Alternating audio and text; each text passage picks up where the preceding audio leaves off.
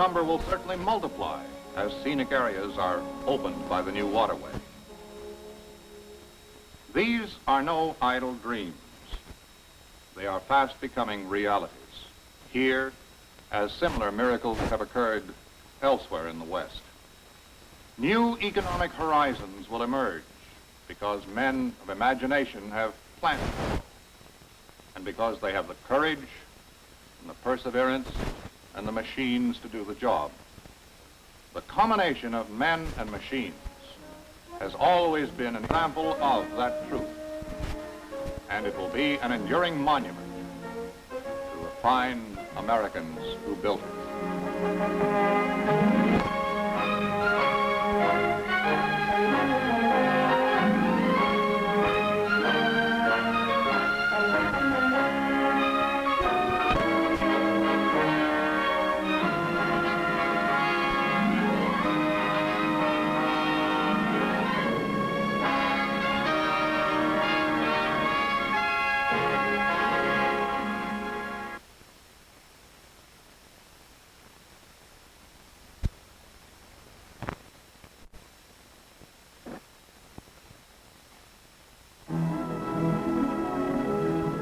The date was February 20th, 1959.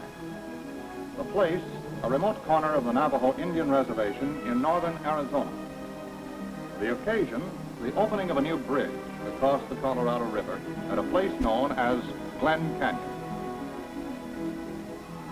The audience is a colorful one. There are reporters, sightseers, government officials, construction workers who have helped to build the bridge and make the day possible. Desert men in for a holiday from their solitude in the sun-baked mesas. Navajos on whose ancestral lands the bridge has been built. This is the structure they have come to honor. A spectacular steel arch towering 700 feet above the river like a gleaming cathedral in the wilderness. It's the highest and one of the longest structures of its type in the world. In its own right, an engineering achievement of the first magnitude. The bridge is actually only one element in a greater project now in progress at Glen Canyon.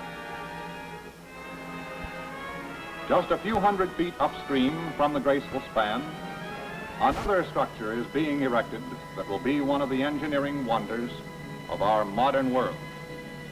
It's the Glen Canyon Dam, which, on completion, will be the second highest dam in the United States, fourth largest concrete structure in the world, and one of the greatest construction projects of the 20th century.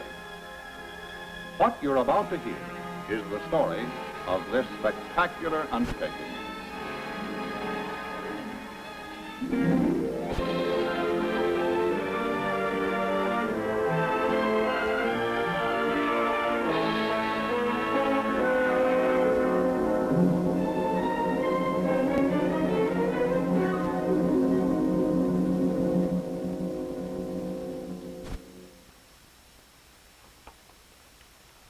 Hello, I'm Chet Huntley. The story of winning the great American West has been essentially a story of its dams. For without water, controlled and in abundance, few of the cities, farms, industries, and recreational facilities which have made the West the El Dorado of our day would have been possible. Since the passage of the Federal Reclamation Act of 1902, the Bureau of Reclamation of the United States Department of Interior has been responsible for the erection of more than 150 dams in our western states. Some of these, like Grand Coulee, Shasta, and Hoover dams, are among the world's largest man-made structures. Our story is about the newest of these colossal river barriers located at Glen Canyon, a few miles from the once lonely and little-traveled Arizona-Utah border. The dam at Glen Canyon is the product of more than 35 years of investigation and planning by engineers of the Bureau of Reclamation. It will be the keystone of a network of dams and water storage facilities that will regulate the waters of the upper Colorado River and its tributaries to provide a dependable year-round source of usable water and hydroelectric power. As a construction project, Glen Canyon has few, if any, equals in modern times.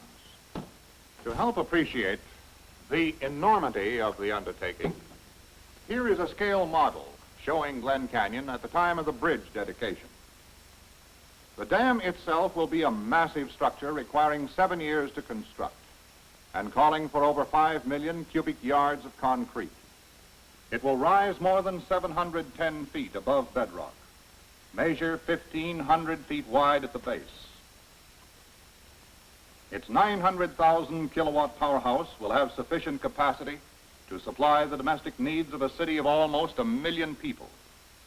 The dam will back up the river for a distance of 186 miles to form one of the world's longest man-made lakes.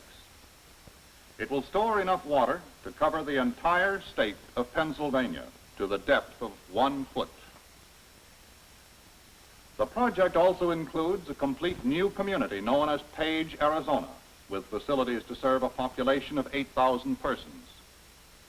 The $108 million prime contract on this stupendous undertaking is the largest single award in the history of the Bureau of Reclamation. The successful bidder was the construction department of Merritt, Chapman and Scott Corporation. The date, April 1957.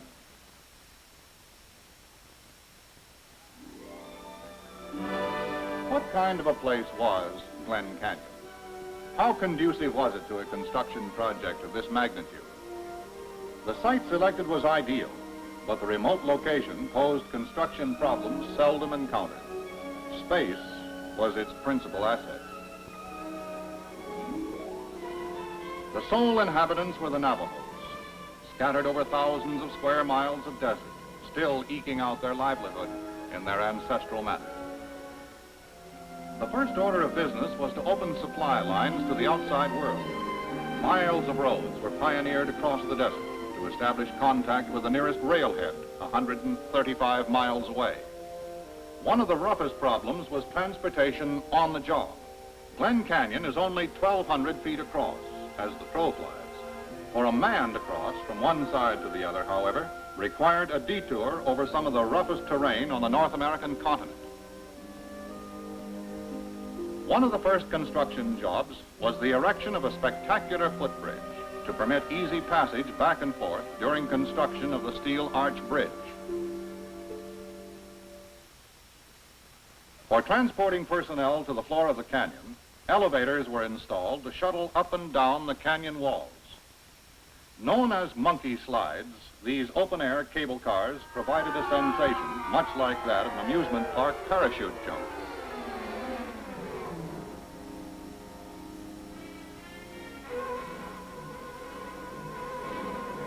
For moving heavy equipment and loads, a giant cableway was erected. Known as the High Line, this carrier could whisk a 25-ton load from one side to the other in a couple of minutes.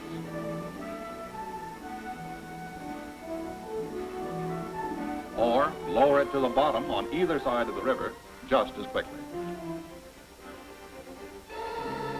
For 2 years, the slender steel strand was to be the only means of transporting heavy loads up, down, or across the canyon. It's impossible to estimate, or even imagine, the hundreds of thousands of tons that were carried. Thus far, we have been talking about preliminaries. Now, let's see the big jobs that had to be done. Here, our scale model has been converted to show the site as it was originally. The critical task was to divert the Colorado from its age-old channel so the riverbed could be excavated and the foundations poured. That called for drilling 2 giant tunnels to carry the river around the work areas. These huge corridors would each be 41 feet in diameter and extend over half a mile through the rock.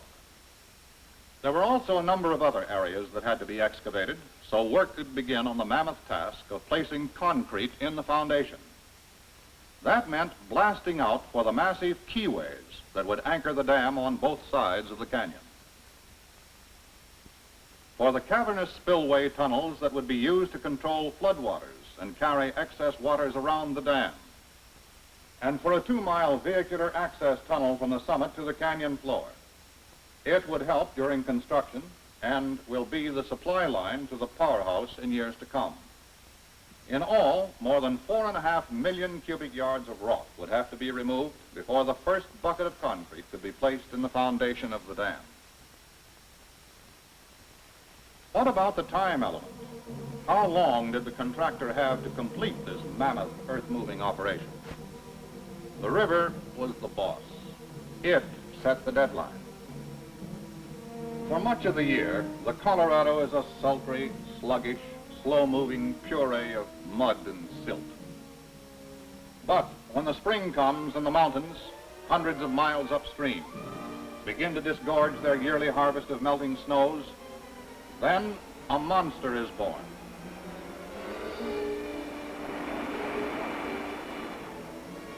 The Colorado becomes a raging giant that, on occasion, has reached a velocity of 190,000 cubic feet of water per second.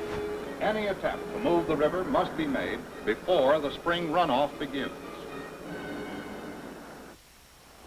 As construction began, a goal was set. Diversion would take place in February of 1959. That would be precisely 22 months after the awarding of the prime contract. Less than 2 years to complete one of the greatest blasting and tunneling operations of the 20th century.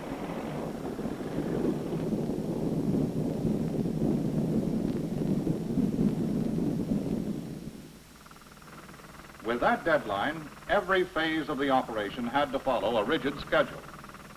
Drilling machines working in the tunnels were committed to a specified rate of forward progress each day. Drillers working in the keyways and other exposed areas also had their quotas. They averaged some 50 feet per hour. That's a lot of ground to cover when you're working with 3 1/4-inch bits, and each must be driven up to 16 feet deep into the rock. In the final analysis, machines were the decisive factor in determining whether the schedule could be maintained and the deadline met.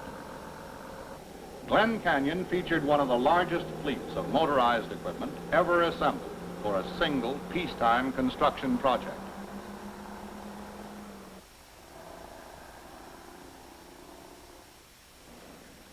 Each operation had its own supply problem. Each depended in some way on some piece of motorized equipment doing a specific job at an appointed time and place.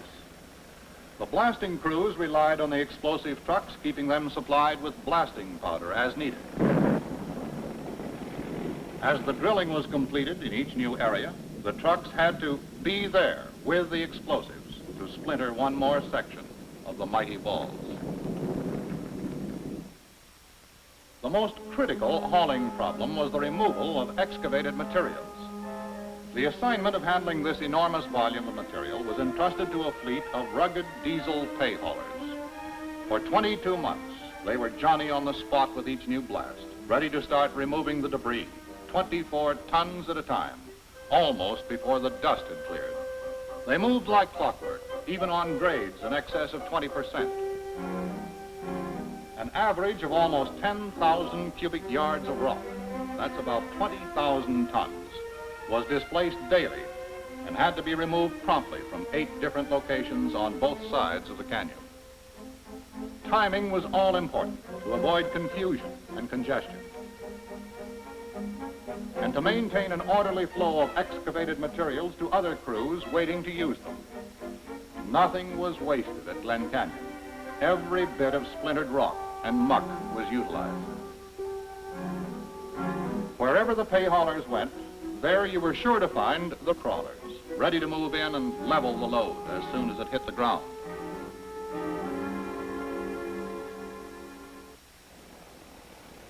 As work progressed in the diversion tunnels, another hauling problem was born. For a batch plant to the high line for lowering to the bottom. This was a job for the heavy-duty transports. The trucks had to synchronize their movements to the schedule of the high line. Each time the cableway brought up an empty bucket out of the hole, a truck had to be there with a full one, ready to go back down.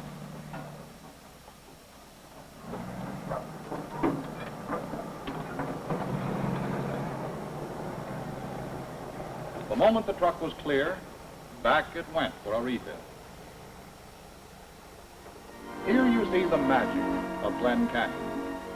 Even the commonplace, a simple concrete bucket, becomes poetry in motion against the backdrop of desert sky.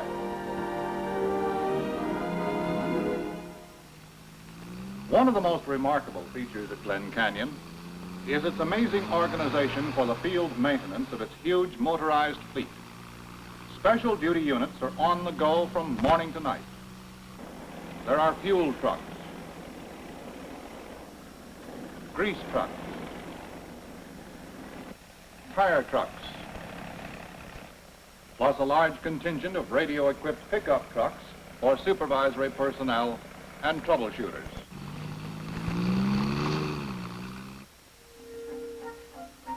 In January of 1959, a dramatic milestone was achieved. The diversion tunnels were ready to move the Colorado from the channel it had occupied through the ages.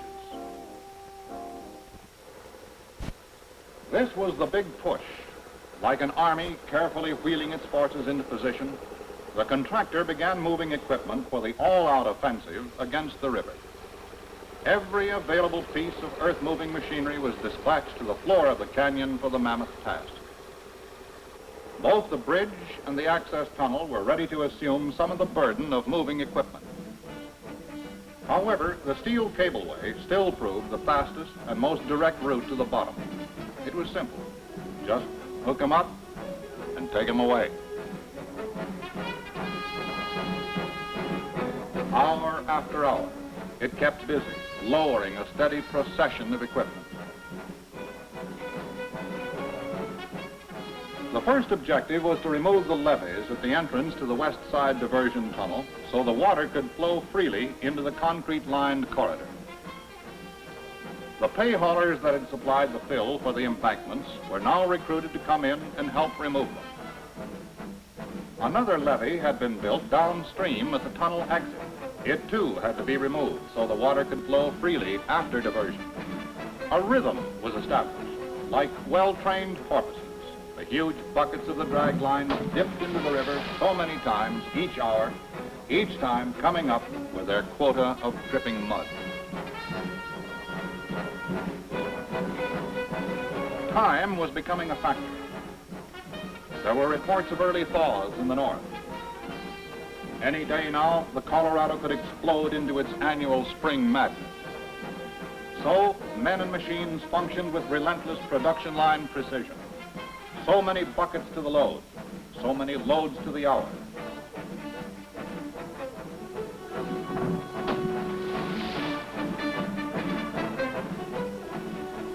There was no let-up, even at sundown.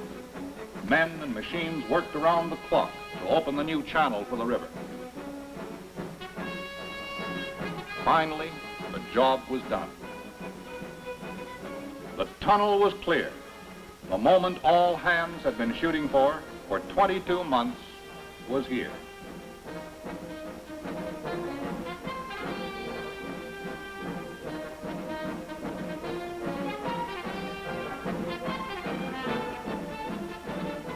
Now, to complete the diversion.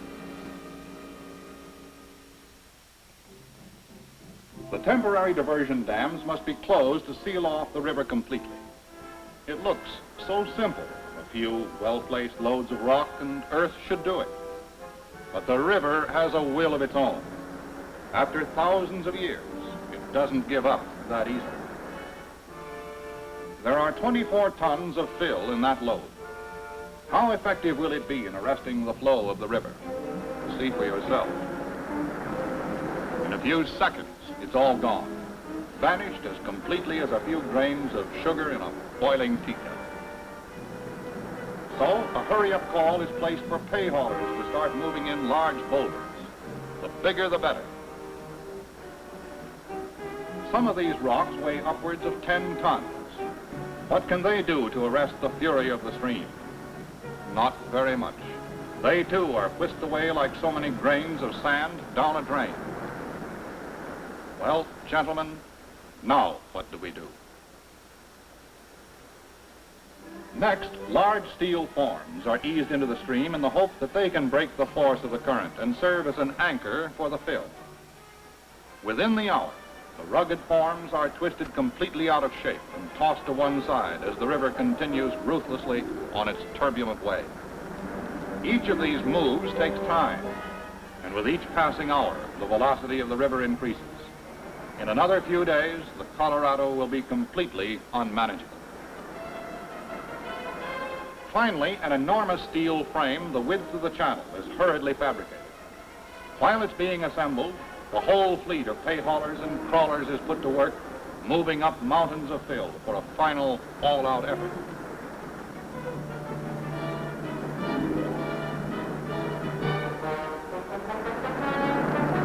The huge form is wheeled into position. Inch by inch, the giant frame is eased into the angry water. Like a skillful fisherman manipulating his line, the crew painstakingly edges it into the exact center of the channel. Then, as it settles into place beneath the surface of the water, the crawlers go into action. Hour after hour, hundreds of tons of rock and fill are poured into the stream. The objective is to overpower the river. And it works. By morning, the Colorado has been turned from its age-old path. After days of tireless effort, the men and their machines have finally triumphed. For the first time in history, it is now possible to walk from one side of Glen Canyon to the other without getting your feet wet. Many other things were accomplished during that 22-month period. The town of Page has become a reality. The desert has blossomed into a community of fine modern homes and paved streets. There's a swimming pool, too. There's a fully staffed grade school that will soon be augmented by a large modern high school. A 25-bed hospital has been erected and is the largest and most complete medical facility within a 100-mile radius. And there are new churches for each of the denominations represented in Page's 8,000 inhabitants.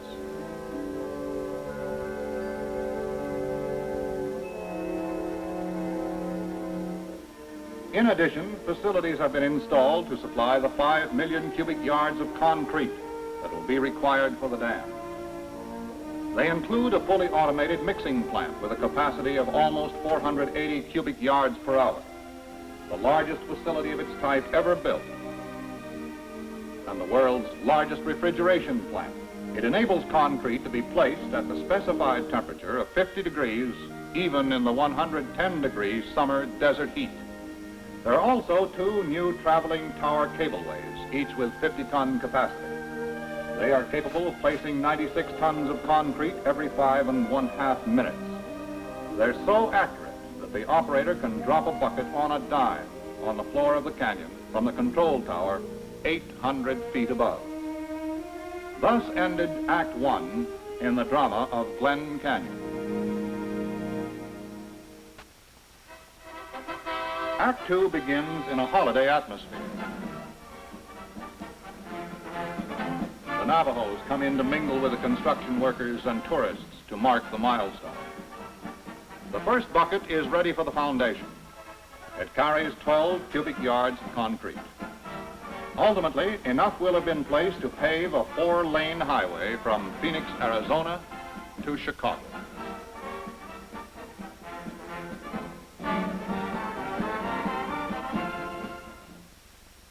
Now a new army of workers takes over to handle the most dramatic phase, the placing of the concrete.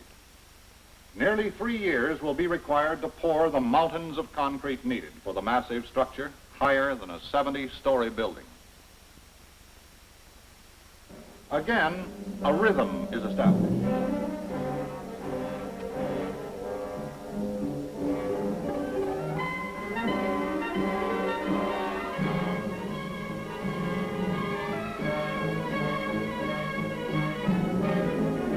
Fill the bucket.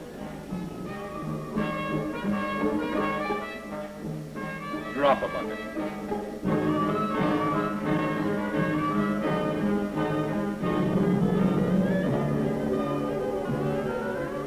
place a bucket,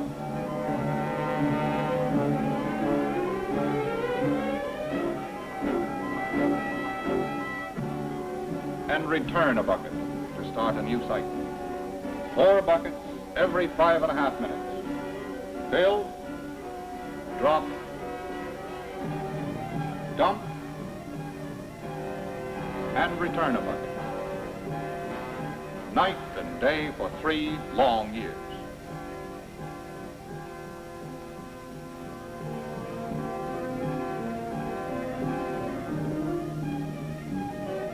So now a new structure starts to rise, and like the bridge, this great dam will be a bridge to the future in the development of the upper Colorado River.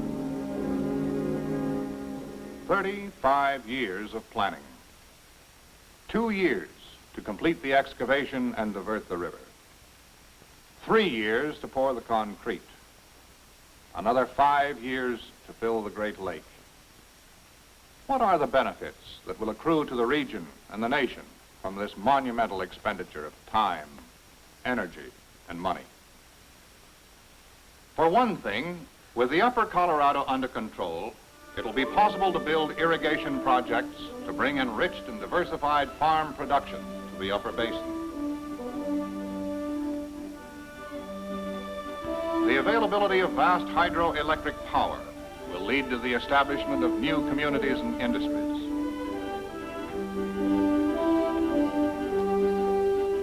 And cities will follow. The development of great urban areas is inevitable because all of the requisites for good modern living will be present in abundance. In addition, Glen Canyon Dam and the 186-mile Lake Powell, which it will create, will certainly become one of the West's great scenic attractions. Already more than 500,000 Americans visit the site each year.